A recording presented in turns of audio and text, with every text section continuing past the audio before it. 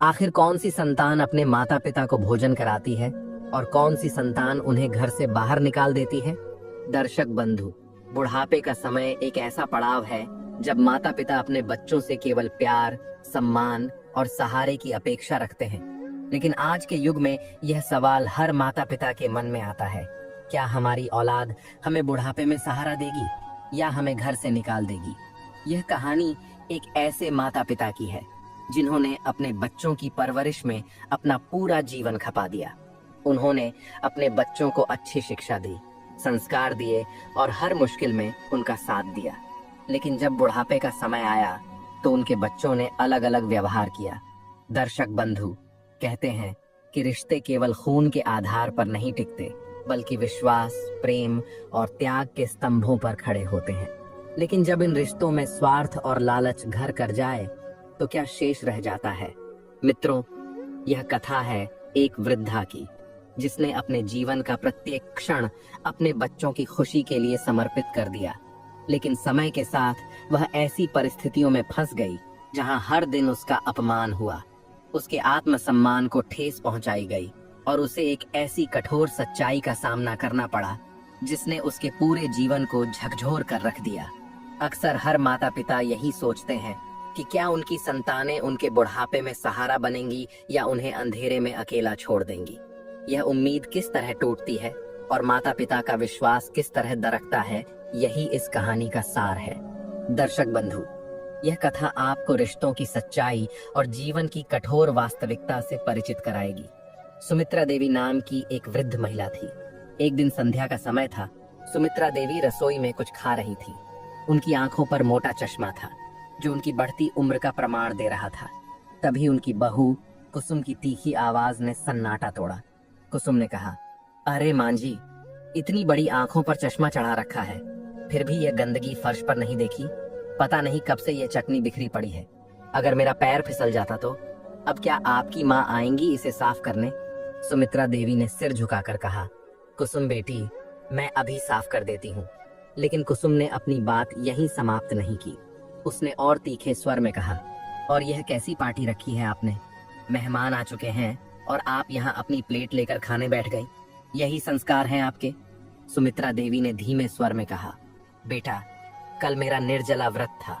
आज भी मैंने तुम सबकी सफलता के लिए व्रत रखा था। अब भूख सहन नहीं हो रही थी, इसलिए सोचा कुछ खा लो। कुसुम ने क्रोध में उनकी बात काटते हुए कहा, आपको मेहमानों का ख्याल रखना चाहिए। पहले यह फर्श साफ कीजिए। मेहमानों की सेवा के बिना खाना खा लिया आपने? यही संस्कार लेकर आई थी आप? सुमित्रा जी ने कुछ नहीं कहा और चुपचाप चटनी साफ करने लगी। उनकी भूख ने उन्हें कमजोर कर दिया था, लेकिन वह जानती थीं कि घर की शांति बनाए रखने के लिए उन्हें यह सब सहना पड़ेगा। मित्रों, उस दिन सुमित्रा जी कभी मेहमानों को प्लेट थमा रही थीं, तो कभी पानी लेकर दौड़ रही थीं। उनकी आंखें बार बार भर आ रही थीं। उन्हें अपने स्वर्गीय पति राम नारायण जी की याद आ रही थी। राम नारायण जी ने कभी उनके आत्मसम्मान को झुकने नहीं दिया था। वह अक्सर कहते थे, स्त्री का सम्मान घर की नींव है, इसे ठेस नहीं पहुंचनी चाहिए। सुमित्रा जी मन ही मन सोच रही थीं, आज अगर राम नारायण होते तो शायद मेरे साथ यह व्यवहार नहीं होता। तभी मेहमानों में से एक ने कहा, अरे ये कैसी बोरिंग पार्टी है, हमारे बच्चे तो बोर हो रहे हैं, चलो घर चलते हैं। कुसुम की सहेली ने कहा, कुसुम, बच्चों के मनोरंजन का कोई इंतजाम क्यों नहीं किया गया? इस पर कुसुम ने गुस्से में सुमित्रा जी को डांटते हुए कहा, माँ जी, आपने कहा था कि बच्चों के लिए किसी जोकर या मनोरंजन का प्रबंध करेंगी, आपने कुछ भी नहीं किया। सुमित्रा जी ने धीमी आवाज में कहा, बेटा, इतने सारे कामों के बीच मैं वह बात भूल गई। तब कुसुम ने गुस्से से कहा, अब बच्चों का मनोरंजन कौन करेगा? ऐसा कीजिए, जो ड्रेस मैंने आपको सुबह दी थी उसे पहनिए और बच्चों को हंसाइए। मेरे बेटे की सफलता की खुशी में यह पार्टी रखी गई है, यहाँ से कोई भी निराश नहीं जाना चाहिए। सुमित्रा जी ने कुछ नहीं कहा। उन्होंने वह ड्रेस पहन ली और मन ही मन सोचा, बच्चे तो भगवान का रूप होते हैं, उनके लिए सब सहा जा सकता है। वह बच्चों के पास गईं और उनके चेहरों पर मुस्कान लाने की कोशिश करने लगी। कभी मोर की तरह नाचती तो कभी मदारी की तरह अजीबोगरीब हरकतें करती। बच्चे खुशी से खिलखिला उठे। मित्रों, एक बात सत्य है कि जो परिवार का भला करता है वह अपने स्वार्थ को त्याग कर अपने कर्तव्यों का पालन करता है। पार्टी का माहौल चारों ओर रौनक से भर गया था, लेकिन सुमित्रा देवी का दिल टूट चुका था। जब उनकी नजर मेहमानों पर पड़ी तो उन्होंने देखा कि सभी लोग उन पर हंस रहे थे। उनकी अपनी बहू कुसुम और बेटा भी दूसरों के साथ मिलकर उनकी बेइज्जती कर रहे थे। सुमित्रा जी ने अपने चेहरे पर मुस्कान बनाए रखने की कोशिश की, लेकिन उनके भीतर एक तूफान उमड़ रहा था।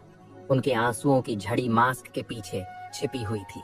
वह अपमान का यह घूंट पी रही थी और किसी से कुछ कह नहीं पा रही थी। जब सभी मेहमान चले गए तो सुमित्रा देवी अकेली रह गई। वह बुरी तरह टूट चुकी थी। भूख से उनका शरीर कमजोर हो चुका था, लेकिन अपमान ने उनकी भूख को भी समाप्त कर दिया था। अपने कमरे में जाकर वह बिस्तर पर गिर पड़ी। उनकी तबीयत पिछले 2 दिनों से खराब थी, लेकिन किसी ने उनकी सुध नहीं ली। एक दिन जब सुमित्रा देवी बाजार से लौटी तो उनके पैरों तले जमीन खिसक गई। घर का सारा सामान आंगन में रखा हुआ था और सभी कमरों पर ताले लगे हुए थे। यह दृश्य देखकर उन्हें घबराहट होने लगी। वह तुरंत रसोई की ओर भागी, लेकिन वहां का दरवाजा भी बंद मिला। उन्हें समझ नहीं आ रहा था कि आखिर हुआ क्या है। उन्होंने पड़ोस में रहने वाली गीता से पूछा, बहन, मेरे बेटे और बहू कहाँ गए? आपको कुछ पता है? गीता ने कहा, सुमित्रा बहन, आपके घर से कुछ देर पहले वे लोग कुछ सामान लेकर चले गए। उन्होंने कुछ बताया नहीं। मित्रों, ये सुनकर सुमित्रा देवी का दिल बैठ गया। वह लड़खड़ाते कदमों से दरवाजे तक पहुंची और वहीं गिर पड़ी। उनके हाथों से सामान का थैला छूटकर आंगन में गिर गया और उसमें रखा सारा सामान बिखर गया। उनकी आंखों से आंसुओं की धारा बहने लगी। वह सोचने लगी, अब मैं कहाँ जाऊंगी? कौन मेरी मदद करेगा? सुमित्रा देवी उस अनजान शहर में अकेली थी। वहां लोग एक दूसरे की मदद तो दूर, बात तक नहीं करते थे। उनके पास इतने पैसे भी नहीं थे कि वह अपने गांव वापस जा सके। उन्होंने हिम्मत करके खुद को संभाला और मजबूरी में 2 घरों में काम करना शुरू कर दिया। जो भी पैसे मिलते उसी से वह अपना पेट भरती, लेकिन रहने के लिए कोई जगह नहीं थी, इसलिए वह घर के बाहर आंगन में जमीन पर ही सो जाती थी। उनकी जिंदगी संघर्ष बन चुकी थी। हर दिन उनके लिए नया दर्द लेकर आता था, लेकिन वह अपने दुखों को किसी से नहीं कह पाती थी। लगातार काम करने और मानसिक तनाव के कारण उनकी तबीयत धीरे धीरे बिगड़ने लगी। एक दिन उनकी हालत इतनी खराब हो गई कि वह बिस्तर से उठ नहीं पाई। जब वह 2 दिन तक काम पर नहीं गईं, तो एक भले आदमी रामदीन ने उनकी हालत देखी। रामदीन ने तुरंत उन्हें पास के ही एक वृद्धाश्रम पहुंचा दिया। वृद्धाश्रम में सुमित्रा देवी की अच्छी देखभाल की गई। धीरे धीरे उनकी हालत में सुधार होने लगा। वहां उन्हें पहली बार सुकून मिला। मित्रों, कुछ ही हफ्तों में सुमित्रा देवी फिर से ठीक हो गई। उन्हें एक दूसरे वृद्धाश्रम भेजा गया, जहां का माहौल और भी बेहतर था। वहां उन्हें नया जीवन मिला। आश्रम में रहते हुए सुमित्रा देवी ने अपने सारे दुखों को पीछे छोड़ने की ठानी। उन्होंने अन्य वृद्धजनों के साथ समय बिताना शुरू किया। उनके दुख सुख सुनने लगी और उन्हें सांत्वना देती। धीरे धीरे उनकी जिंदगी में एक नया रंग आने लगा। मित्रों, यह कहानी है राम नारायण जी की, जो सुमित्रा देवी के पति थे। एक दिन वे अपने पुराने मित्र के साथ एक वृद्धाश्रम पहुंचे, जहां जरूरतमंदों को भोजन बांटने का कार्यक्रम था। भोजन बांटते हुए उनकी नजर कोने में बैठी एक बुजुर्ग महिला पर पड़ी। महिला का चेहरा थका हुआ और आंखें सूजी हुई थीं, जैसे वह बहुत रोई हो।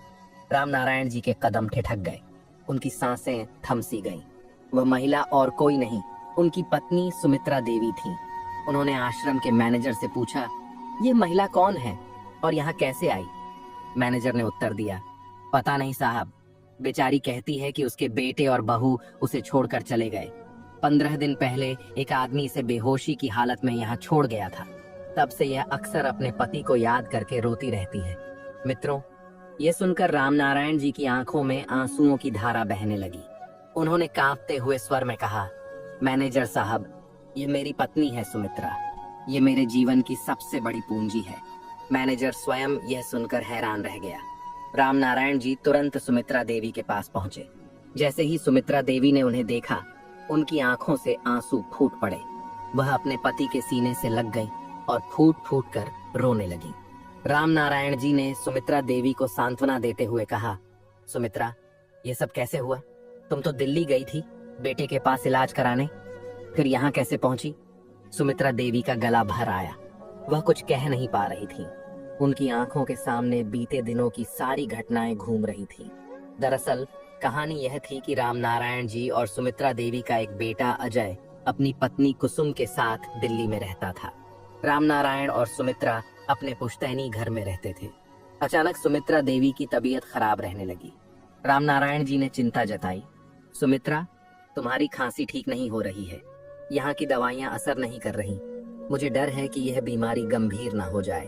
तुम्हें दिल्ली जाकर इलाज करवाना चाहिए। वहाँ अजय भी है और अच्छे डॉक्टर भी। सुमित्रा देवी ने कहा, आप मेरी चिंता मत करिए, मैं ठीक हूँ। आपको यहाँ अकेले छोड़कर मैं दिल्ली कैसे जा सकती हूँ? आपकी नौकरी के केवल 8 महीने ही तो बचे हैं। लेकिन रामनारायण जी ने जोर देकर कहा, सुमित्रा, बेटे के पास जाने में डरने की क्या बात है? वह भले ही जैसा भी हो, बेटा अगर अपने माता पिता का ध्यान रखे तो कोई समस्या नहीं होनी चाहिए। तभी अजय का फोन आया। उसने माँ की तबीयत के बारे में पूछा। रामनारायण जी ने कहा, तेरी माँ की खांसी ठीक नहीं हो रही है। अजय ने कहा, पापा, मैंने तो कभी मना नहीं किया कि आप लोग यहाँ ना आए। मैं तो हमेशा माँ को बुलाता हूँ। इलाज करवा देंगे। लेकिन माँ आपको छोड़कर आना ही नहीं चाहती। लोग यही सोचते होंगे कि बेटा ध्यान नहीं देता। माँ को चाहिए कि वह एक सास और एक माँ का फर्ज निभाए। अजय की बात सुनकर रामनारायण जी ने सुमित्रा देवी को बहुत समझाया। आखिरकार उन्होंने सुमित्रा देवी को बेटे के पास दिल्ली भेज दिया। मित्रों, दिल्ली पहुंचने के बाद शुरुआत में सब ठीक रहा, लेकिन धीरे धीरे अजय और कुसुम का असली स्वभाव सामने आने लगा। अजय ने डॉक्टर से सुमित्रा देवी की दवाइयां दिलवा दी और घर लौटते हुए कहा, माँ, अब आपको अपना ख्याल खुद रखना पड़ेगा। मेरे और कुसुम के पास ऑफिस के कामों से फुर्सत नहीं है। सुमित्रा देवी ने मुस्कुराते हुए कहा, बेटा, तुम अपना काम देखो, मैं अपना ध्यान रख लूंगी। मित्रों, अजय ने अपनी माँ सुमित्रा देवी से कहा, आपके आने से यह किराए का मकान अब घर जैसा लगने लगा है, वरना दिल्ली जैसे शहर में एक घर लेना तो मेरा सपना ही रह जाता। सुमित्रा देवी ने बेटे को आशीर्वाद देते हुए कहा, भगवान करे तुम्हारे सारे सपने पूरे हों। तुम मेरी चिंता मत करो, मैं यहाँ आराम से रह लूंगी। मित्रों, समय बीतता गया। सुमित्रा देवी को अपने पति रामनारायण जी की बहुत याद आती थी, लेकिन वह उनके कहे वचनों को याद करके अपने अकेलेपन को सहने की कोशिश करती थी। वह सोचती, पत्नी का धर्म है कि वह हर परिस्थिति में धैर्य और समर्पण के साथ अपने परिवार का साथ निभाए। उनकी बहू कुसुम दिन भर मीठी मीठी बातें करके सुमित्रा देवी को बहलाने की कोशिश करती रहती। सुमित्रा देवी को लगता था कि उनकी बहू बहुत अच्छी है, लेकिन असल में कुसुम मीठी बातों से उन्हें फंसाकर सारे घर का काम करवाती थी। एक दिन कुसुम सुमित्रा देवी के पास आई और बोली, माँ जी, हम दोनों ने अब तक किसी दोस्त को यहाँ नहीं बुलाया। क्या करें? ये किराए का मकान इतना छोटा है कि कभी कुछ खास कर ही नहीं पाए। लेकिन अब आप यहाँ हैं तो हमने सोचा कि एक छोटी सी पार्टी रख लें, दोस्तों को बुलाएं और आपसे मिलवाएं। आपको कोई परेशानी तो नहीं होगी? सुमित्रा देवी ने मुस्कुराते हुए कहा, परेशानी कैसी बहू? मैं तो पूरे दिन घर में अकेली रहती हूँ। अच्छा है, घर में चहल पहल होगी।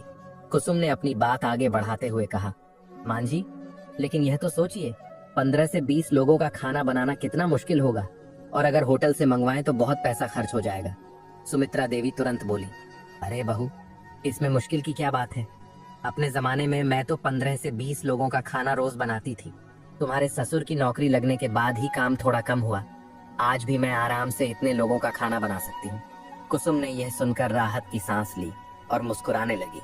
सुमित्रा देवी को लगा कि कुसुम उनकी मदद करने के लिए रसोई में जाएगी, लेकिन कुसुम मन ही मन अपनी योजना के सफल होने पर खुश थी। थोड़ी देर बाद अजय ने कुसुम को रसोई के पास बुलाकर धीरे से कहा, कुसुम, ऐसा ना हो कि माँ की तबीयत ज्यादा बिगड़ जाए। उनकी तबीयत ठीक नहीं रहती है और तुम्हारे कुछ पैसे बचाने के चक्कर में कहीं अस्पताल और दवाइयों पर खर्च ज्यादा ना हो जाए। कुसुम ने अजय की बात को हंसकर टालते हुए कहा, अरे कुछ नहीं होगा। मांझी तो खुद कह रही हैं कि वह आराम से खाना बना सकती हैं। वैसे भी कौन सा उन्हें दोबारा डॉक्टर के पास ले जाना है। अगर तबीयत थोड़ी बिगड़ भी गई तो मेडिकल से कोई दवा लेकर दे देंगे। अब तुम अपना मुंह बंद रखो। मित्रों, अजय यह सुनकर चुप हो गया, लेकिन उसके चेहरे पर चिंता साफ झलक रही थी। सुमित्रा देवी को यह समझ नहीं आया कि उनकी बहू और बेटा किस बात पर चर्चा कर रहे हैं। वह अपनी तरफ से पूरे उत्साह के साथ रसोई में जुट गईं। उन्होंने अकेले ही सबके लिए खाना बनाया। उनका कमजोर शरीर कई बार उनका साथ छोड़ने लगा, लेकिन उन्होंने बहू और बेटे की खुशियों के लिए सब सह लिया। उन्होंने खुद को यही दिलासा दिया, मैं तो एक माँ हूँ, बच्चों के लिए थोड़ी तकलीफ सह लूंगी तो क्या हुआ। मित्रों, छुट्टी का दिन था। अजय और कुसुम ने अपने दोस्तों को घर पर बुलाने का कार्यक्रम बनाया। करीब 20 लोग आने वाले थे। सुमित्रा देवी ने बहू कुसुम की मदद करने के लिए हाँ कर दी थी, लेकिन उन्हें अंदाजा नहीं था कि सारा काम उनके सिर पर आ जाएगा। सुबह के 5 बजे थे। सुमित्रा देवी रसोई में जुटी हुई थी। उनका व्रत भी था, फिर भी वह पूरे मन से सबके लिए स्वादिष्ट खाना बनाने में लगी रही। मित्रों, ये घटना उस समय की है जब कुसुम आराम से सो रही थी और रसोई से बर्तन गिरने की आवाज आई। अजय तुरंत कमरे से बाहर आया और बोला, माँ, थोड़ी आवाज कम करो, कुसुम सो रही है। उसे तो सिर्फ एक दिन आराम मिलता है और आप हैं कि खटपट किए जा रही हैं। अगर आपसे यह काम नहीं होता तो आपने हाँ क्यों की? सुमित्रा देवी ने धीमे स्वर में कहा, बेटा माफ करना, अब से ध्यान रखूंगी, कोई आवाज नहीं होगी, तुम जाओ और सो जाओ। अजय के जाने के बाद सुमित्रा देवी सोचने लगी, मैंने तो बहू की मदद के लिए हाँ कहा था, पर मुझे क्या पता था कि सारा काम मेरे ही जिम्मे आ जाएगा। सही कहते थे मेरे पतिदेव, मैं बिना सोचे समझे हाँ कर देती हूँ। अब जब ओखली में सिर डाल ही दिया है तो मूसल से क्या डरना। दिन भर मेहनत करते करते सुमित्रा देवी का शरीर जवाब देने लगा, लेकिन उन्होंने पूरे मन से खाना तैयार कर लिया और मेज पर लगा दिया। काम खत्म होने के बाद वह अपने कमरे में आराम करने चली गई। धीरे धीरे मेहमान आने लगे और खाना खाने लगे। सब कुछ सही चल रहा था, लेकिन अचानक से टेबल पर पानी खत्म हो गया। कुसुम तेजी से सुमित्रा देवी के कमरे में आई और गुस्से में बोली, मां जी, क्या आपके घर में यही रिवाज है? मेहमान आए तो खाना सामने रख दो और खुद आराम करने चले जाओ। सबको पानी की जरूरत है और आप यहाँ आराम से लेटी हुई हैं। जल्दी से 2 बोतल पानी लाकर रख दीजिए। सुमित्रा देवी कुछ कह पाती, उससे पहले ही कुसुम वहां से चली गई। सुमित्रा देवी चुपचाप पानी की बोतलें लाई और टेबल पर रख दी। तभी कुसुम की एक सहेली ने कहा, अरे यहाँ जमीन पर चटनी गिर गई है, इसे साफ करवा दो, वरना हमारे कपड़े खराब हो जाएंगे। कुसुम ने सहेली की ओर देखकर हंसते हुए कहा, अरे मम्मी जी है ना, आप इसे साफ कर दीजिए। सुमित्रा देवी ने अपनी बहू की तरफ देखा, शायद इस उम्मीद से कि वह कुछ कहेगी, लेकिन कुसुम ने कुछ नहीं कहा। मजबूरी में सुमित्रा देवी ने चुपचाप चटनी साफ कर दी। मित्रों, यही वह दिन था जब सुमित्रा देवी का आत्मसम्मान पूरी तरह कुचल दिया गया था। रात तक पार्टी खत्म हो चुकी थी, सभी मेहमान चले गए थे। सुमित्रा देवी थक चुकी थी। उन्होंने सोचा अब आराम करेंगी, लेकिन तभी कुसुम उनके पास आई और बोली, मां जी, मेरी सहेलियों की बात का बुरा मत मानिए, मैं तो बस मजाक कर रही थी। चलिए अब आप खाना खा लीजिए और सारा काम निपटा दीजिए, मैं भी आपकी थोड़ी मदद कर दूंगी। सुमित्रा देवी ने थकी हुई आवाज में कहा, बहू, मेरी तबीयत ठीक नहीं है, मैं कल सुबह उठकर सारा काम कर दूंगी। लेकिन कुसुम ने कहा, मां जी, कल सोमवार है, मुझे ऑफिस जाना है, आप तो घर पर रहेंगी। चलिए जल्दी से कुछ खा लीजिए और काम खत्म कर दीजिए। यह कहकर कुसुम अपने कमरे में कपड़े बदलने चली गई। सुमित्रा देवी ने बिना कुछ कहे धीरे धीरे सारा काम खत्म किया। उन्हें लगा शायद बहू का काम खत्म करने में मदद करना ही उनका कर्तव्य है। रात के करीब 2 बजे सुमित्रा देवी ने सारा काम पूरा किया। वह अपने कमरे में गई और बिस्तर पर गिर पड़ी। उनकी भूख खत्म हो चुकी थी, वह बस रोते रोते सो गई। मित्रों, जो व्यक्ति बुजुर्गों का सम्मान नहीं करता वह कभी सच्चे सुख का अनुभव नहीं कर सकता। सुबह हुई, सुमित्रा देवी उठी तो उन्होंने देखा कि कुसुम उनके पैरों के पास बैठी हुई थी और उनके तलवों पर तेल मल रही थी। सुमित्रा देवी हैरानी से उठकर बैठ गईं और बोली, बहू, ये क्या कर रही हो? तुम्हारी तबीयत तो ठीक है? कुसुम ने मगरमच्छ जैसे आंसू बहाते हुए कहा, मां जी, मुझे माफ कर दीजिए, कल मेरी वजह से आप बहुत थक गई होंगी।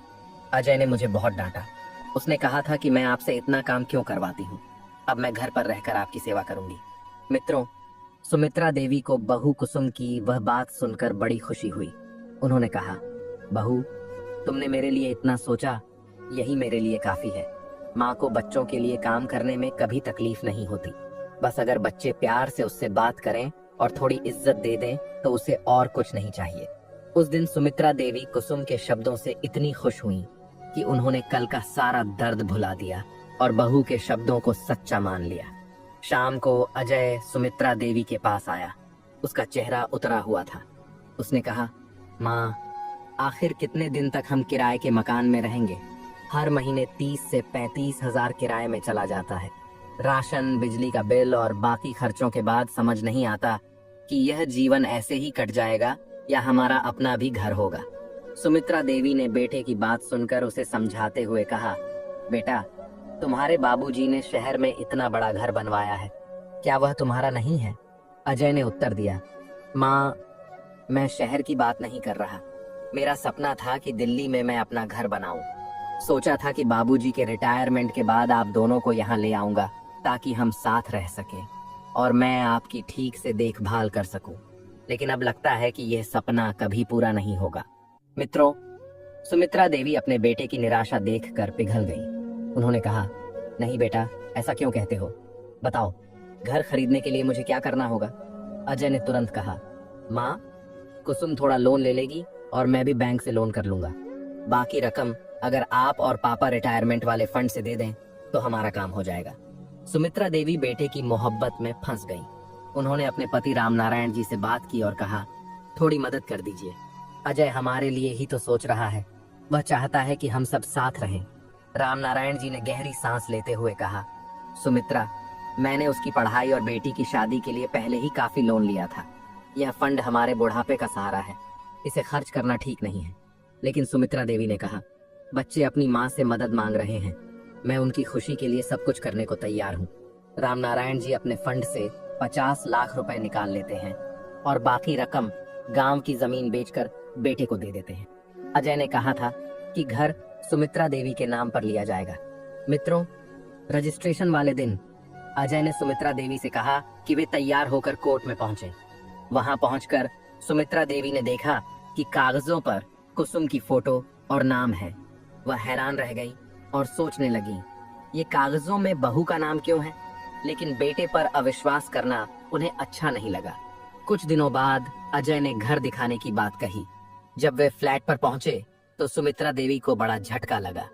अजय ने कहा था कि वह 3 कमरों का फ्लैट ले रहा है, लेकिन यह घर तो पुराना और सेकंड हैंड निकला। कुसुम ने तुरंत कहा, मां जी, ये नीचे का कमरा आपका है। बार बार सीढ़ियों पर चढ़ने में आपको दिक्कत होगी, इसलिए आप नीचे रहिए। समय बीतने के साथ सुमित्रा देवी को पता चला कि फ्लैट केवल 20 लाख रुपए में खरीदा गया था। बाकी रकम अजय और कुसुम ने अपने फायदे के लिए इस्तेमाल कर ली थी। सुमित्रा देवी को धीरे धीरे समझ आने लगा कि उन्हें इलाज के बहाने दिल्ली इसलिए बुलाया गया था ताकि उनसे पैसे ठगे जा सके। यह घर कुसुम के नाम पर था और बाकी पैसे भी अजय ने अपनी निजी खर्चों में लगा दिए थे। उनका दिल टूट गया। उन्हें अब समझ में आया कि बेटे के मोह और बहू की मीठी बातों में फंसकर उन्होंने अपने जीवन भर की कमाई गंवा दी। मित्रों, कहते हैं, अति विश्वास कभी कभी विनाश का कारण बनता है। निर्णय लेने से पहले हर पहलू पर विचार करना चाहिए। मित्रों, कुछ दिनों बाद सुमित्रा देवी ने अजय और कुसुम से अपने नगर वापस जाने की बात कही। कुसुम ने खुशी खुशी उन्हें जाने की अनुमति दे दी क्योंकि उनका मकसद पूरा हो चुका था। सुमित्रा देवी को यह एहसास नहीं था कि उनका बेटा और बहू उनके साथ और भी बड़ा धोखा करने वाले हैं। एक दिन जब सुमित्रा देवी सब्जी लेने के लिए बाजार गईं, तो अजय और कुसुम घूमने के बहाने घर से निकल गए और उन्हें उनके हाल पर छोड़ दिया। जब सुमित्रा देवी वापस लौटी तो घर पर ताला लगा हुआ था। यह वही दिन था जब सुमित्रा देवी अकेली रह गई और एक भले आदमी ने उन्हें वृद्धाश्रम पहुंचाया। मित्रों, जब वृद्धाश्रम में राम नारायण जी ने अपनी पत्नी को देखा और सारा सच जाना तो उनका दिल टूट गया। सुमित्रा देवी ने आंसुओं में डूबकर पूरी कहानी सुनाई कि कैसे अजय और कुसुम ने उनके साथ धोखा किया। राम नारायण जी ने गहरी सांस लेते हुए कहा, सुमित्रा, अब बेटे पर केस करके भी क्या कर सकते हैं, लेकिन यह घाव हमें अंदर से खाता रहेगा। जिस बेटे पर हमें गर्व था उसी ने हमें धोखा दिया। सुमित्रा देवी और राम नारायण जी ने साथ रहने का फैसला किया, लेकिन बेटे और बहू के विश्वासघात ने उनके दिल को छलनी कर दिया था। मित्रों, एक दिन सुमित्रा देवी ने अजय को फोन किया। उन्होंने सीधे पूछा, अजय, तुमने हमारे साथ ऐसा फरेब क्यों किया? बेटा, अगर माँ बाप ही अपने बच्चों पर विश्वास नहीं कर सकते तो फिर कौन करेगा? अजय ने बेशर्मी से कहा, माँ, कुसुम अगर लोन ले लेती तो आगे चलकर हम बड़ा घर कैसे खरीदते। और क्या हुआ अगर मकान उसके नाम पर लिया गया? वैसे भी आपके मरने के बाद सब कुछ हमारा ही होना था, तो मैंने आपका नाम हटा दिया। मित्रों, यह सुनकर सुमित्रा देवी और राम नारायण जी का दिल टूट गया। सुमित्रा देवी ने कहा, बेटा, एक माँ को दुखी करके कोई इंसान सुखी नहीं रह सकता। तुम्हारी पत्नी ने मेरे साथ जो व्यवहार किया उसे तो मैंने सह लिया, लेकिन तुमने जो फरेब किया उसकी सजा तुम्हें जरूर मिलेगी। याद रखना, एक माँ की हाय कभी व्यर्थ नहीं जाती। धीरे धीरे समय बीता। उधर कुसुम की नौकरी चली गई और अजय का बिजनेस घाटे में चला गया। वह इतना कर्ज में डूब गया कि नया मकान बेचने के अलावा कोई रास्ता नहीं बचा। आखिरकार उन्हें वापस उसी किराए के मकान में रहना पड़ा। मित्रों, एक दिन अजय रोता हुआ अपने माता पिता के पास पहुंचा। उसने गिड़गिड़ाते हुए कहा, बाबूजी, मैं कर्ज में डूब गया हूँ। अगर आप कुछ मदद कर दें तो मेरी जिंदगी सुधर सकती है। राम नारायण जी ने शांत स्वर में कहा, अजय, क्या तुम्हें याद है 6 महीने पहले तुमने हमें कैसे सपने दिखाए थे? तुमने अपनी माँ को दिल्ली बुलाकर उनसे कैसा व्यवहार किया था, और अब तुम मदद मांगने आए हो? मैं साफ कहता हूँ, हमारे पास तुम्हारे लिए कुछ भी नहीं है। सुमित्रा देवी ने गुस्से में कहा, अजय, दिल्ली में तुमने जो किया मैं उसे कभी भूल नहीं सकती। मकान तो तुम्हारा ही होना था, फिर मेरे साथ फरेब की क्या जरूरत थी? तुम्हें मेरी हाय लगी है। राम नारायण जी ने आगे कहा, अजय, हमने यहाँ वाला घर तुम्हारी बहन के नाम कर दिया है। अब तुम्हारे साथ कोई रिश्ता हम नहीं रखना चाहते। दोबारा यहाँ मत आना और हमें फोन भी मत करना। हमें ऐसे बच्चों की जरूरत नहीं है जो अपने ही माता पिता को धोखा दे। अजय अपने माता पिता के घर के दरवाजे पर अपना माथा पटकते हुए बैठा रहा। उसने रोते हुए कहा, बाबूजी, मुझे माफ कर दीजिए, मैं बहुत गलत था। अब समझ में आ गया है कि माँ बाप का आशीर्वाद कितना जरूरी होता है। लेकिन सुमित्रा देवी और राम नारायण जी ने उसकी एक बात भी नहीं सुनी। उन्होंने दरवाजा बंद कर दिया और पलटकर उसे देखा तक नहीं। मित्रों, अजय और कुसुम को उनके कर्मों की सजा मिल चुकी थी। उन्हें समझ में आ गया था कि माँ बाप का दिल दुखाकर जीवन में सुख शांति नहीं मिल सकती। कहते हैं, माता पिता के साथ किया गया अन्याय कभी क्षमा नहीं होता। जो व्यक्ति अपने माता पिता का आदर नहीं करता वह जीवन में कभी सच्चा सुख नहीं पा सकता। सुमित्रा देवी और राम नारायण जी का निर्णय हमें यह सिखाता है कि स्वाभिमान से बढ़कर कुछ भी नहीं है। जो बच्चे अपने माता पिता को धोखा देते हैं वे अपने कर्मों का फल जरूर भुगतते हैं। दोस्तों, सुमित्रा देवी और राम नारायण जी का निर्णय क्या सही था? क्या ऐसे बच्चों को माफ किया जाना चाहिए? अपनी राय कमेंट में जरूर बताएं। दर्शक बंधु, आगे हम जानेंगे आखिर कौन सी औलाद बुढ़ापे में माँ बाप को रोटी देती है और कौन सी औलाद बेइज्जती करके घर से निकाल देती है। दर्शक बंधु, आपका समय नष्ट न करते हुए कथा को आरंभ करते हैं। मित्रों, यह केवल एक कहानी नहीं बल्कि एक आईना है जो हमें हमारे भीतर झांकने और यह समझने का अवसर देती है कि लालच और झूठ का अंजाम हमेशा बुरा होता है। वहीं सच्चाई और क्षमा के मार्ग पर चलने का निर्णय हमें शांति और सुख की ओर ले जाता है। इस कहानी के हर पल में एक सीख छिपी है। यह हमें सोचने पर मजबूर करता है कि क्या हम अपने जीवन के फैसले सही कर रहे हैं? क्या हम अपने रिश्तों और सच्चाई को समझने की कोशिश कर रहे हैं? मित्रों, यह केवल एक सफर नहीं बल्कि एक संदेश है जो हमें जीवन की सही दिशा दिखाता है। शहर के व्यस्त चौराहे पर ट्रैफिक का जाम लगा हुआ था। गाड़ियों की लंबी कतार, लोगों की बेचैनी और चारों ओर हल्ला गुल्ला। यह दृश्य उस चौराहे पर आम था। सड़क किनारे जरूरतमंद लोग अपनी दैनिक जद्दोजहद में लगे हुए थे। कुछ छोटे बच्चे नंगे पैर गाड़ियों के पास दौड़ते थे तो कुछ महिलाएं अपने बच्चों को गोद में लेकर मदद की आशा में खड़ी थीं। इस भीड़ में एक चमचमाती सफेद गाड़ी धीरे धीरे आगे बढ़ रही थी। गाड़ी में बैठे व्यक्ति का नाम अरविंद था। वह एक बड़े उद्योगपति और शहर के प्रतिष्ठित व्यक्ति थे। अरविंद ने अपने ड्राइवर से कहा, राजू, गाड़ी धीमी चलाओ, लगता है ट्रैफिक अभी हल्का होने में समय लगेगा। गाड़ी की रफ्तार धीमी होते ही सड़क किनारे खड़ी कुछ महिलाएं जो फटे पुराने कपड़े पहने हुए थीं, गाड़ी के पास आ गईं। उनके चेहरे की झुर्रियां और थकी हुई आंखें उनकी कठिनाइयों की कहानी बयां कर रही थीं। महिलाएं अरविंद की गाड़ी की खिड़की पर दस्तक देने लगीं। उनके हाथों में छोटे छोटे बच्चे थे जिनकी हालत देखकर कोई भी व्यक्ति द्रवित हो सकता था। अरविंद ने गाड़ी का शीशा नीचे किया। महिलाओं ने हाथ जोड़कर मदद की गुहार लगाई। उनकी आवाज में दर्द और बेबसी थी। अरविंद ने अपने पर्स से हजार हजार के नोट निकाले और उन महिलाओं को देने लगे। कुछ ही पलों में वहां खड़ी 4 महिलाओं के हाथों में पैसे पहुंच गए। महिलाएं अरविंद को दुआएं देने लगीं, लेकिन तभी 2 और महिलाएं गाड़ी की तरफ भागती हुई आईं। उनमें से एक ने कहा, साहब, हमें तो कुछ मिला ही नहीं। अरविंद ने अपने ड्राइवर से कहा, राजू, गाड़ी और धीमी कर लो, जो बच गई हैं उन्हें भी पैसे दे दूं। उन्होंने दोबारा अपने पर्स से पैसे निकाले और उन महिलाओं को भी देने लगे। जैसे ही उन्होंने दूसरी महिला को पैसे देने के लिए सिर उठाया, उनकी नजर उस महिला पर पड़ी। अचानक उनका चेहरा गंभीर हो गया। ऐसा लगा मानो वक्त थम गया हो। उनकी आंखें उस महिला के चेहरे पर टिक गईं और वह स्तब्ध रह गए। उस महिला का नाम सरिता था। वह फटेहाल साड़ी में थी, बाल उलझे हुए थे और चेहरा धूल से भरा हुआ था। उसकी हालत ऐसी थी कि उसे पहचानना मुश्किल हो रहा था, लेकिन अरविंद के लिए वह चेहरा भूला हुआ नहीं था। वह अतीत की परतों को खोलता हुआ एक जाना पहचाना चेहरा था। मित्रों, अरविंद की आंखों में सवालों का सैलाब उमड़ पड़ा। उनकी होश मानो उड़ गए थे। महिलाओं ने देखा कि अरविंद सरिता को टकटकी लगाए देख रहे हैं। सरिता ने भी अरविंद को पहचान लिया था। उनकी नजरें मिलीं और कुछ पलों के लिए समय थम गया। सरिता की आंखें शर्म और दुख से झुक गईं। अरविंद के लिए यह पल भावनाओं का तूफान लेकर आया था। याद रखिए, जीवन में जब भी किसी की मदद करने का अवसर मिले, उसे हाथ से जाने न दे। यह न केवल दूसरों के जीवन में प्रकाश लाता है, बल्कि आपकी आत्मा को भी सुकून देता है। चौराहे पर खड़ी महिलाओं की भीड़ के बीच जब अरविंद की नजर सरिता पर पड़ी, तो उनके मन में बीते समय की यादें उमड़ पड़ी। वे स्तब्ध रह गए।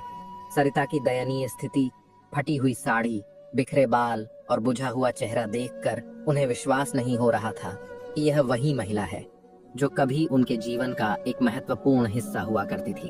अरविंद ने तुरंत ड्राइवर से गाड़ी रोकने को कहा और खिड़की से सरिता से पूछा, तुम यहाँ कैसे? सरिता ने उन्हें पहचान लिया। उसकी आंखों में शर्म और दर्द साफ झलक रहा था। उसने सिर झुका लिया और कुछ भी कहने में असमर्थ रही। अरविंद ने गाड़ी का दरवाजा खोला और उसे बैठने का इशारा किया। सरिता ने थोड़ी देर हिचकिचाहट के बाद गाड़ी में जगह ली। गाड़ी के आसपास खड़ी महिलाओं और दुकानदारों के बीच हलचल मच गई। वे आपस में कानाफूसी करने लगे कि इतनी महंगी गाड़ी में यह व्यक्ति इसे क्यों बैठा रहा है। कुछ लोगों ने चिल्लाकर पूछा, साहब, यह महिला कौन है जिसे आप अपनी गाड़ी में बैठा रहे हैं? क्या इसे जबरदस्ती तो नहीं बिठाया?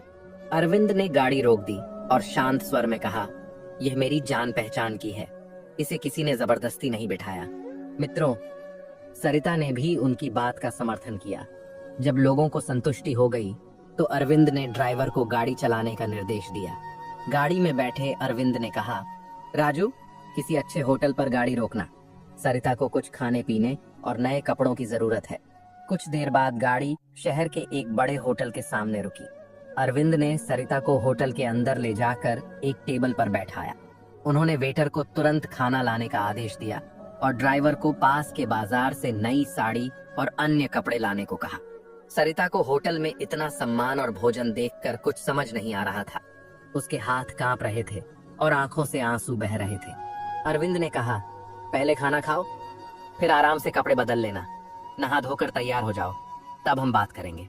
सरिता ने चुपचाप खाना खाया और ड्राइवर द्वारा लाए गए नए कपड़े लेकर बाथरूम में चली गई। थोड़ी देर बाद वह तैयार होकर बाहर आई। अरविंद ने उसे देखा और एक लंबी सांस लेते हुए बोले, तुम्हारा चेहरा तो वही है, पर समय ने तुम्हें कितना बदल दिया है। कुछ पल खामोशी छाई रही। फिर अरविंद ने कहा, तुम्हारी ये हालत कैसे हुई? ये बात मैं बाद में पूछूंगा, अभी मुझे एक जरूरी काम से दिल्ली जाना है। उन्होंने सरिता को अपना नंबर देते हुए कहा, यहाँ से तुम कहीं मत जाना, मैं कल लौट कर आता हूँ और तब तुमसे मिलकर बात करूंगा। सरिता ने कुछ भी नहीं कहा, बस सिर झुका लिया। अरविंद ने होटल से निकलने से पहले मैनेजर को सरिता का ख्याल रखने का निर्देश दिया और ड्राइवर को कहा कि वह सरिता को सुरक्षित होटल में छोड़कर उनके साथ दिल्ली चले। मित्रों, अरविंद के लिए दिल्ली में समय बिताना कठिन हो रहा था। एक बड़ा बिजनेस सौदा उनके सामने था, लेकिन उनका मन सरिता और उसकी दयनीय हालत के सवालों में उलझा हुआ था। होटल के कमरे में रात भर उन्हें नींद नहीं आई।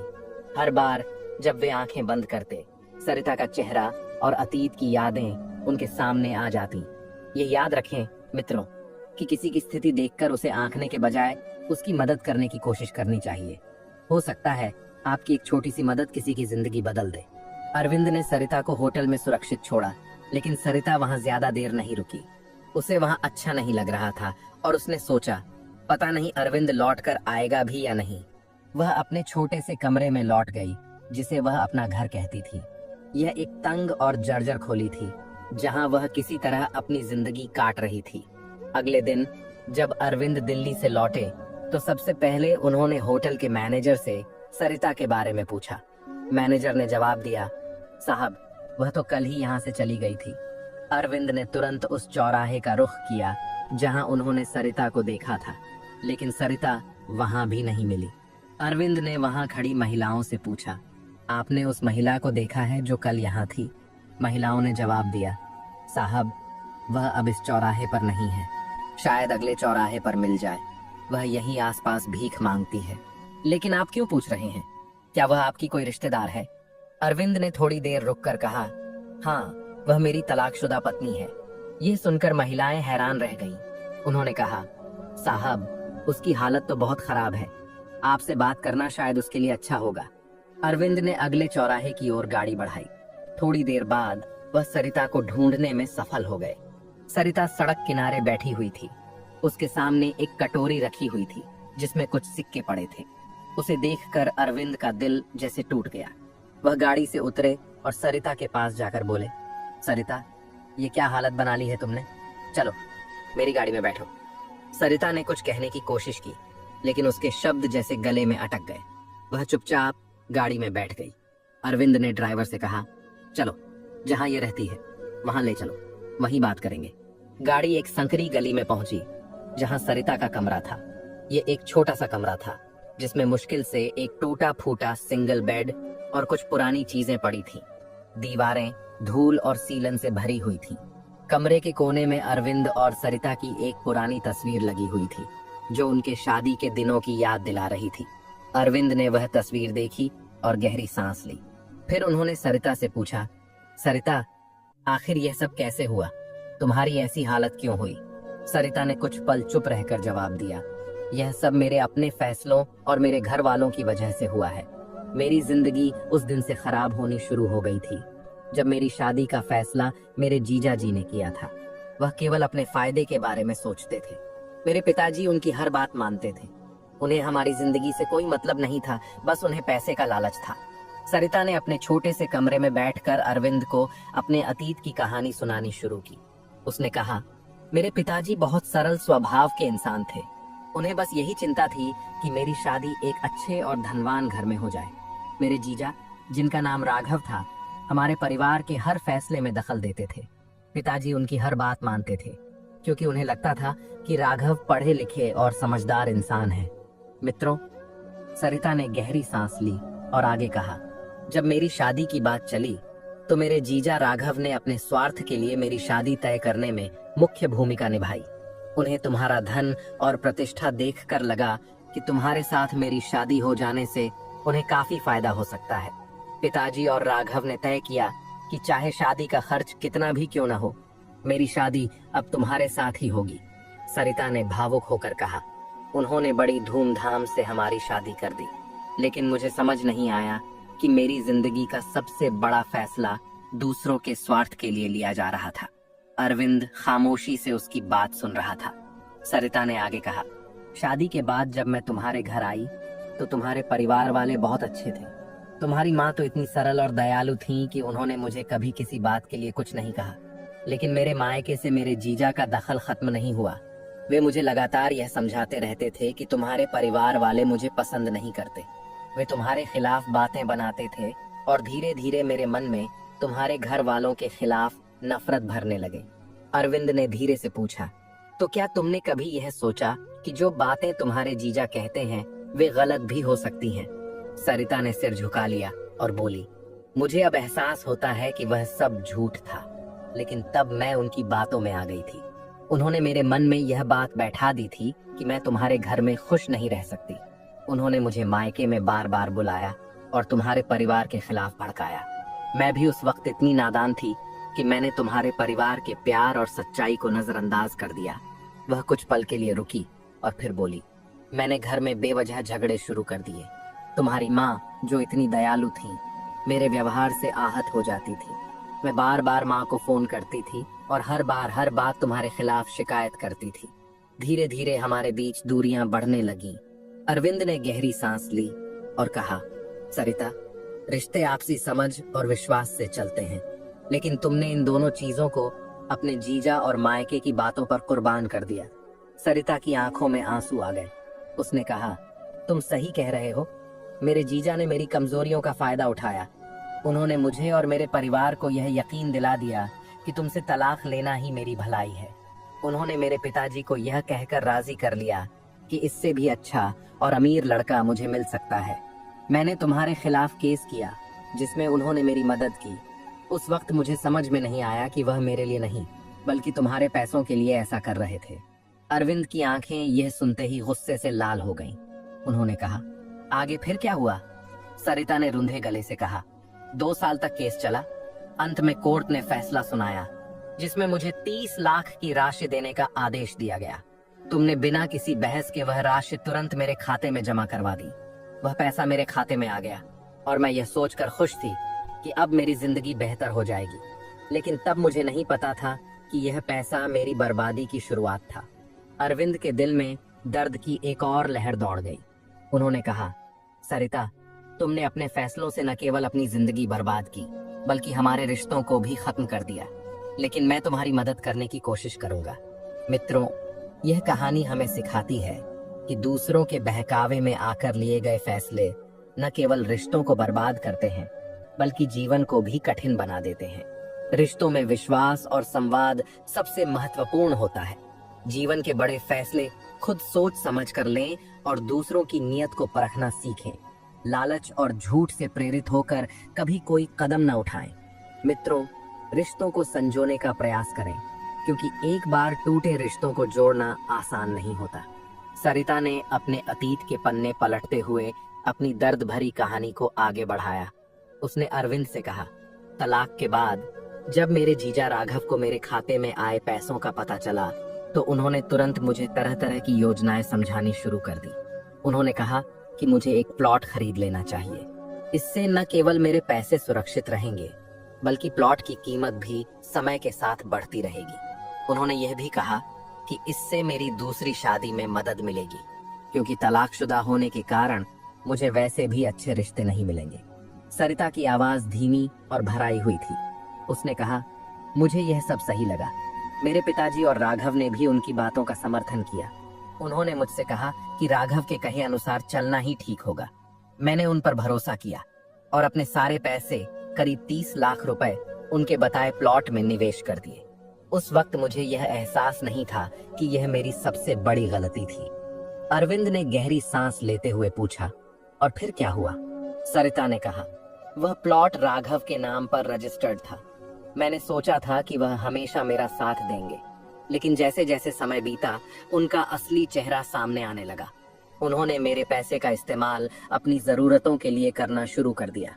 मेरे पिताजी और माँ भी इस बीच बीमार रहने लगे और कुछ समय बाद उनका निधन हो गया। उनके गुजरने के बाद मेरा जीजा और भाभी बदल गए। मेरे भाई की शादी के बाद मेरी भाभी ने साफ साफ शब्दों में कह दिया कि अब मेरे लिए उनके घर में कोई जगह नहीं है। सरिता की आंखों में आंसू छलकने लगे। उसने कहा, भाभी ने मुझे ताने मारते हुए कहा, जो अपने पति के घर की नहीं हो सकी वह यहाँ क्या कर सकती है। उन्होंने मुझे घर से बाहर निकाल दिया। मेरे पास कोई जगह नहीं थी। मायके से निकाली गई और ससुराल तो पहले ही खो चुकी थी। ऐसे में मैं अपने जीजा राघव के पास मदद के लिए गई। अरविंद ने पूछा, क्या उन्होंने तुम्हारी मदद की? सरिता ने कड़वाहट भरी आवाज में कहा, राघव ने मुझे देखते ही कहा, जब तुम अपने पति के साथ इतने बड़े घर में नहीं रह सकी तो मेरे घर में कैसे रह पाओगी? उन्होंने साफ इनकार कर दिया और मुझे बाहर का रास्ता दिखा दिया। उस समय मैं पूरी तरह टूट चुकी थी अरविंद। मेरा सब कुछ खत्म हो गया था। अरविंद की आंखों में करुणा और गुस्से का मिश्रण था। उन्होंने कहा, और फिर तुमने क्या किया? सरिता ने जवाब दिया, फिर मैंने हार मान ली। मेरे पास कोई विकल्प नहीं था। मैं सड़कों पर भटकने लगी। जो लोग भीख मांगते थे उन्होंने मुझे अपने साथ रख लिया। मैं भी उनके साथ रहने लगी और भीख मांगने का काम शुरू कर दिया। मुझे नहीं पता था कि जिंदगी मुझे इस मोड़ पर ले आएगी। सरिता की आंखों से आंसू बहने लगे। उसने अरविंद से कहा, तुम्हारे साथ मैंने जो किया वह मेरी जिंदगी की सबसे बड़ी गलती थी, मुझे माफ कर दो। अरविंद ने गहरी सांस लेते हुए कहा, सरिता, तुमने अपने फैसलों से सब कुछ खो दिया है, लेकिन अब भी तुम्हें एक मौका दिया जा सकता है। उन्होंने अपने ड्राइवर को पैसे लाने का आदेश दिया। ड्राइवर ने गाड़ी से एक गड्डी निकाली और अरविंद ने वह पैसे सरिता को पकड़ा दिए। सरिता ने रोते हुए कहा, मुझे ये पैसे नहीं चाहिए, मुझे अपने साथ ले चलो, मैं इस जीवन से थक चुकी हूँ। अरविंद ने गंभीर स्वर में कहा, मैं अभी तुम्हें अपने साथ नहीं ले जा सकता, मुझे कुछ समय चाहिए। मैं इस पर विचार करूंगा और अपने परिवार से बात करूंगा। तब तक तुम यहाँ रुको, मैं तुम्हें कभी अकेला नहीं छोड़ सकता। ये कहकर अरविंद वहां से चले गए। सरिता ने उनके पैरों को पकड़ने की कोशिश की, लेकिन वह उन्हें रोक नहीं सकी। अरविंद की गाड़ी धीरे धीरे दूर जाती रही और सरिता वहीं बैठकर फूट फूट कर रोने लगी। उसके आंसू उसके पछतावे की गवाही दे रहे थे। मित्रों, कहते हैं कि गलत लोगों पर भरोसा और लालच में आकर लिए गए फैसले जीवन को बर्बाद कर सकते हैं। रिश्तों को तोड़ने से पहले हमें उनके महत्व को समझना चाहिए। दूसरों की बातों में आकर कभी भी अपने जीवन का महत्वपूर्ण निर्णय न लें। हर रिश्ता विश्वास और समझ पर टिका होता है। इसे बचाने का हर संभव प्रयास करें। अपने फैसले सोच समझ कर लें। पछतावे से बचने के लिए हमेशा सच्चाई और अपने विवेक के साथ खड़े रहें। मित्रों, जब अरविंद ने सरिता की दयनीय स्थिति देखी तो उन्होंने उसकी मदद करने की ठानी, लेकिन मन में संकोच भी था। घर पहुंचने के बाद उन्होंने पूरी बात अपनी माँ मीरा देवी से साझा की। मीरा देवी दयालु और समझदार महिला थीं। उन्होंने अरविंद को समझाते हुए कहा, बेटा, जिंदगी में हर कोई गलतियां करता है, लेकिन अगर कोई अपनी गलती मानकर उसे सुधारने की कोशिश करे तो उसे एक और मौका देना चाहिए। सुबह का भूला अगर शाम को घर लौट आए तो उसे भूला नहीं कहते। अरविंद ने कहा, माँ, सरिता ने हमारे रिश्तों को ठुकरा दिया। उसने खुद ही हमें छोड़ा और अब उसकी यह हालत हो गई है। मैं उसे माफ नहीं कर सकता। मीरा देवी ने बेटे को समझाते हुए कहा, बेटा, माफ करना सबसे बड़ा धर्म है। हर किसी को अपनी गलती सुधारने का मौका मिलना चाहिए। अगर सरिता ने अपनी गलती स्वीकार कर ली है और वह लौटना चाहती है तो हमें उसे अपनाना चाहिए। तुम कल वापस जाकर उससे बात करो। अगर वह आना चाहती है तो उसे हमारे घर ले आओ। मित्रों, अरविंद ने अपनी माँ की बातों पर विचार करते हुए अगले दिन सरिता से मिलने का फैसला किया।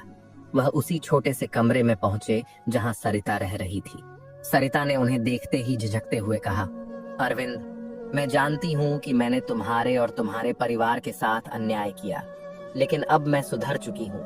मेरे पास न घर है न परिवार। अगर आप मुझे एक और मौका देंगे तो मैं आपकी और आपके परिवार की सेवा करूंगी और अपनी जिंदगी आपके चरणों में बिता दूंगी।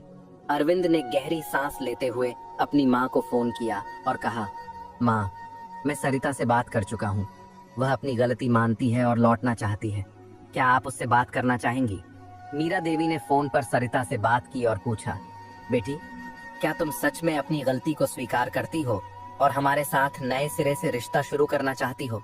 सरिता ने फूट फूट कर रोते हुए कहा, माँ, मुझे माफ कर दीजिए। मैंने लालच और भ्रम में आकर सब कुछ खो दिया। अब मैं बस आपके साथ रहना चाहती हूँ। मित्रों, मीरा देवी का दिल पिघल गया। उन्होंने अरविंद से कहा, बेटा, उसे घर लेकर आओ, हमें उसे एक और मौका देना चाहिए। अरविंद ने सरिता को गाड़ी में बिठाया और उसे अपने घर ले आए। रास्ते में उन्होंने ड्राइवर को गाड़ी रोकने को कहा और सरिता के लिए नए कपड़े खरीदे। उन्होंने कहा, यहाँ से तुम्हारी नई शुरुआत होगी, लेकिन यह तुम्हारे ऊपर है कि तुम इस मौके को कैसे संभालती हो। जब वे घर पहुंचे तो मीरा देवी ने पूरे दिल से सरिता का स्वागत किया। उन्होंने आरती की थाली सजाई और सरिता का गृह प्रवेश एक नई दुल्हन की तरह किया। उन्होंने कहा, जो ठोकर खाकर वापस आए और अपनी गलती मान ले, उसे हमेशा माफ कर देना चाहिए। यही इंसानियत है। सरिता ने अपनी सास के पैर छूकर आशीर्वाद लिया। वह अपने आंसुओं को रोक नहीं पा रही थी। उसने कहा, माँ, मैं इस बार अपने रिश्ते को टूटने नहीं दूंगी। मैं अपनी गलतियों का प्रायश्चित करूंगी और इस घर को खुशियों से भर दूंगी। मित्रों, समय के साथ सरिता ने अपने व्यवहार से पूरे घर का दिल जीत लिया। अरविंद ने उसे अपनी पत्नी के रूप में फिर से स्वीकार कर लिया। मीरा देवी ने उसे अपनी बहू का दर्जा दे दिया। वह हर किसी की देखभाल करने लगी और परिवार का अभिन्न हिस्सा बन गई। दर्शक बंधु, जिंदगी में हर इंसान गलती करता है, लेकिन अगर कोई अपनी गलती को सुधारने की कोशिश करे तो उसे माफ करना और दूसरा मौका देना जरूरी है। अपने फैसलों को सोच समझ कर लें। लालच और भ्रम में आकर लिए गए गलत फैसले न केवल रिश्तों को बर्बाद करते हैं, बल्कि जीवन को भी कठिन बना देते हैं। और अगर यही सब चीजें बुढ़ापे में लागू हो जाएं, तो बहुत ही दुख मिलता है। दर्शक बंधु, हम यह भी आपको बताए दे रहे कि बुढ़ापे में आखिर कौन सी औलाद रोटी देती है और कौन सी घर से निकाल देती है। दर्शक बंधु, बुढ़ापे का समय एक ऐसा पड़ाव है जब माता पिता अपने बच्चों से केवल प्यार, सम्मान और सहारे की अपेक्षा रखते हैं।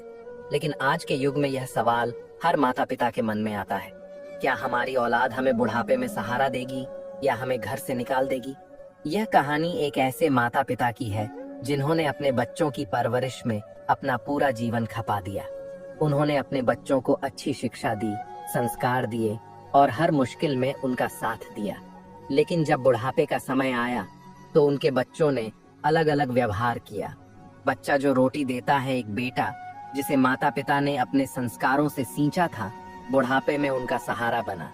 उसने न केवल अपने माता पिता का पूरा ध्यान रखा, बल्कि उनकी हर जरूरत को भी पूरा किया। माता पिता ने देखा कि उनका बेटा उन्हें केवल रोटी ही नहीं, बल्कि मान, सम्मान और प्यार भी देता है।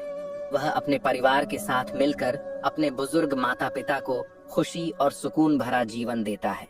बच्चा जो घर से निकाल देता है, दूसरी ओर एक और बेटा था जिसने अपनी पत्नी और परिवार के दबाव में आकर अपने माता पिता को घर से निकाल दिया। माता पिता ने अपनी सारी संपत्ति और धन इस बेटे के नाम कर दिया था, इस उम्मीद में कि वह उनके साथ न्याय करेगा। लेकिन जैसे ही माता पिता कमजोर हुए, बेटा अपने वादे भूल गया। उसने अपने माता पिता के लिए घर के दरवाजे बंद कर दिए और उन्हें अकेला छोड़ दिया। क्या सिखाता है यह अंतर? दर्शक बंधु, यह कहानी हमें सिखाती है कि हर औलाद एक जैसी नहीं होती। कुछ अपने माता पिता का सहारा बनती है तो कुछ उन्हें बोझ समझने लगती है। यह अंतर केवल बच्चों की सोच का नहीं, बल्कि माता पिता की परवरिश और उनके द्वारा दी गई शिक्षा का भी परिणाम है। माता पिता को यह 3 बातों समझना चाहिए कि 1. संभल कर फैसला लें, अपनी संपत्ति और धन का सही समय पर और सही तरीके से इस्तेमाल करें। 2. बच्चों को सिखाएं संस्कार, बच्चों को बचपन से ही माता पिता के महत्व और सेवा का महत्व समझाएं। 3.